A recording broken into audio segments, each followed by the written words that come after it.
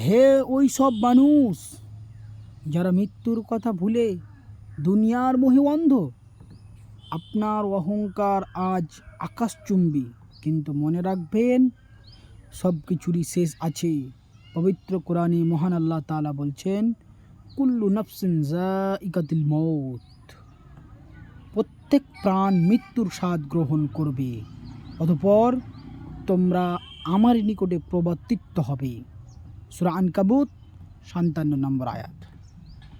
আপনার আজকের ক্ষমতা, ধন সম্পদ আর অন্যায়ভাবে ভোগ করা মানুষের হক কাল কবরের অন্ধকার প্রকণ্ঠে কোনো কাজে আসবে না।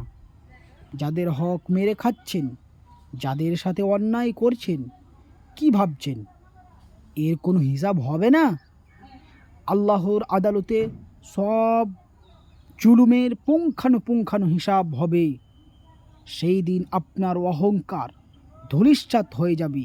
মৃত্যুর পর যখন রবের সামনে দাঁড়াবেন, তখন এই কৃতকর্মের জন্য আফসোস ছাড়া আর কিছুই করার থাকবে না।